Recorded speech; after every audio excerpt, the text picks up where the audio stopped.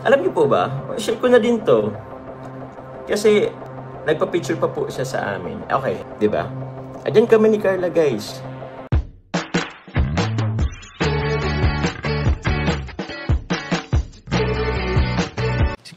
Si Kuya Jens, ano yun, reactor natin yan. Official reactor. Hello mga kalingap! Welcome back sa aking YouTube channel, The Square Jens. So kung bago ka lang sa aking YouTube channel, huwag niyo pong kalimutan mag-subscribe at click the bell button para like and updated sa ating mga bagong upload na video. At huwag po natin kalimutan suportahan po Team Kalingap sa pangunguna ni Kuya Val Santos Matubang, Ate Edna Vlog at syempre Kalingap Rob. At pakisuportahan din po ang mga kasamahan sa Team Kalingap. Nandiyan po ang K-Boys, Kalingap Partner, Kalingap Reactor, at lahat po ng channel vlogger sa mga Pilipinas at tumutulong sa mga kababayan natin na lahat may hirap. Supportahan po natin lahat, guys. So ngayon mga Kalingap ay papanoorin po natin yung naging live ni Kalingap Jomar kagabi. Dahil nga po syempre po mga Kalingap sa napakarami pong nangyayari, pangbabatikos, paninira at pagkakalat po ng mga peking informasyon po laban sa Jomcar ay hindi na po nakatiis si Papa Joms at nagsalita na po at inilabas na rin po ang katotohanan. Ano mga Kalingap, dito nga mga Kalingap ay meron din ginawa si Carla mga Kalingap para ipakita po yung pagsuporta kay Papa Joms at yung patunay na ang Jomcar po ay solid at totoo mga Kalingap. Kaya nga yung pangalawang pasabog na sinasabi ng mga bashers dyan ay wala na po mga Kalingap. Panis na po, naging otot na lang po mga Kalingap.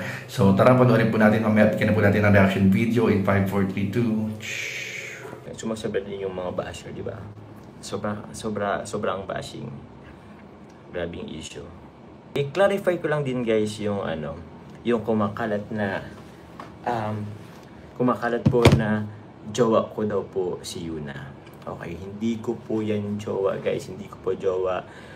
Barkada po yun si Yuna, barkada po namin nila Jam at nila Philip, mga tropa namin po dun sa Naga. Okay. Inan ko lang din po kasi pati po kasi sila nadadamay. Even po yung inaanak ko nadadamay din. Okay, nababalahura din. So, kailangan ko na rin magsabi guys. Kailangan ko na rin iklaro yung issue na ito. Kasi actually sobrang tagal na pong issue na yan. Sobrang tagal na. Ngayon, I don't know, ito binabato ulit sa akin. So, nakakasawa na din. Regarding po sa cellphone issue, actually, nung sinabi niyo po sa akin na meron daw ako binigyang cellphone na issue. Dati, wala po talaga akong naisip na binigyan ko po personally na ng cellphone. Tapos yung kumalat nga po na si Yuna daw, doon ko natandaan. Okay.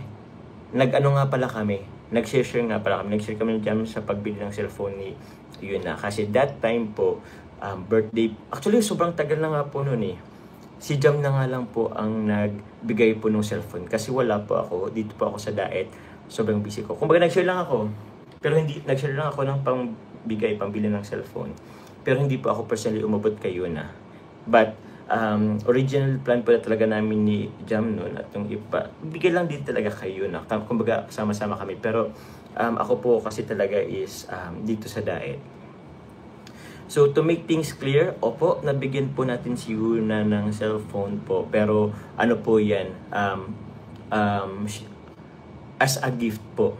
Tsaka, hindi lang po ako nagbigay, hindi ko po sinolo yung cellphone. Actually, ano lang po yun eh, 11K, worth 11K. Hati pa po kami nun. Hati pa kami nun. Kaya, yun. Just to clarify lang din po, yun po ay gift namin kay Yuna. And that time, syempre po, sa inaanak ko na din. And parang din naman may bagong si Yuna. Yun lang din naman po. Tsaka may pinagdadaan po siyang personal problem. Diba?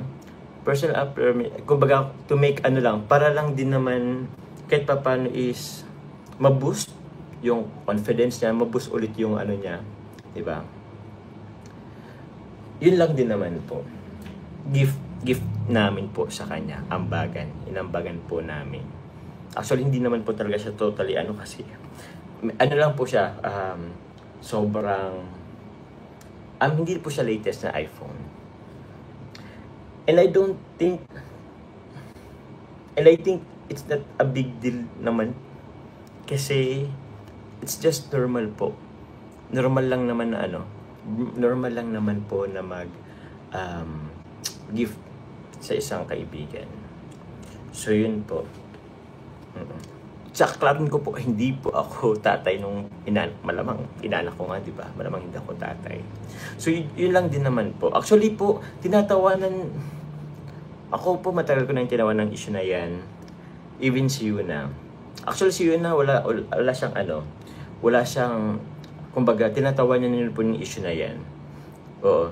Nagbiniro pa nga ako pero biniro pa nga ako ni Yuna. Pero sabi niya, wag lang talagang isama yung bata. Wag lang ikalat yung ng bata. Kasi alam niyo na yun. Di ba?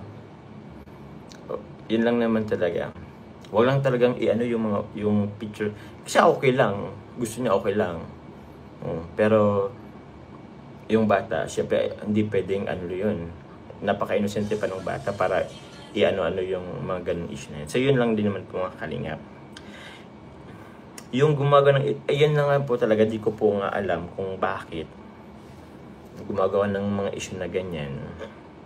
What for? What's the intention? Yun lang naman po. Ano pong intention? Ano pong intention? Ba't nagpapakalat ng... Ano po bang nakukuha nyo? Diba po? Ano po bang nakukuha nyo? Sa sa paggawa ng issue. Siraan, bakit?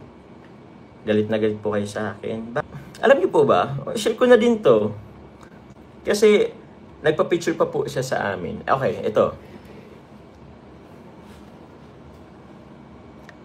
Diba? Ayan kami ni Carla, guys. Kasama po si Yuna and new baby. Kasi yung parents po ni Yuna nanonood po ng Jomcar. Supportive po yan. Yan po yung nanak ko. Pogi yan, kaso siyempre hindi ko papakita yung nilagyan ko ng sticker. Opo. Pero andyan kami ni Carla, oh. Kailan po to, guys? Tagal na po yan. Before pa po yan ito po yung papunta naming Cebu. Picture na yan. Nagkataon po na, ano po nagkayari? Actually, ito, birthday nung inaanak ko. Di na po ako nito nakapagbili pa ng kung anong gift. Nag-ampaw na lang po ako, konti lang. Pero yan po, diba? Pogi, ganda. Diba? Nagkita na po sila Yuna and Carla po, guys. Just to make things clear, they're okay. Yun lang naman po. Yan. Shoutout kay Carla kung andito man. Thank you very much po kay Carla din. So ayun nga mga kalingap, at nakita lang po na maliwanag po mga kalingap yung paliwanag ni Papa Joms. Nakita po natin yung mga ebidensyang pinakita ni Papa Joms, yung paliwanag sa iPhone, doon sa kumakalat na may anak daw siya, na girlfriend daw niya yung best friend o yung kaibigan po nila. At ayun mga kalingap, wala na po, panis na po yung mga issue pang binabato sa Jomcar dahil sa wakas ay nalinaw na po ang lahat mga kalingap. At doon nga po mga kalingap ay pinakita pa ni Papa Joms yung picture nila ni Carla nung binisita po nila yung kanyang kaibigan at yung inaanak po nito mga kalingap. Ang mali lang po talaga ditong ginawa mga kalingap nung mga bashers, pati yung bata yung walang kamuang-muang na bata ay dinamay.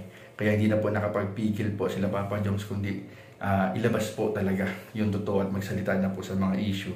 At ayun nga po, maliwanag po mga kalingap doon sa ating pinanood na wala pong katotohanan ang lahat ng ipinapakalat na balita o na peking balita ng mga bashers. At bilang pagsuporta nga po mga kalingap ay kagabi rin nag-My Day din po si Carla ng isang nakakakilig po na My Day na may mga pictures po nila ni Papa Joms mga kalingap. Alam ko napakarami na po nakakita nun, pero doon pa lang po mga kalingap makikita po natin na solid po ang Jomcar at hindi basta-basta kayang sirain ng mga peking bashers na yan mga kalingap.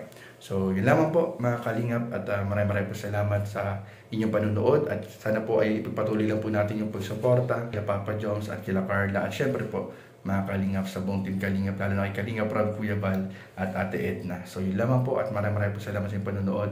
Please don't forget to like, comment, share, and subscribe sa ating mga video. Maraming po salamat. God bless. Bye-bye.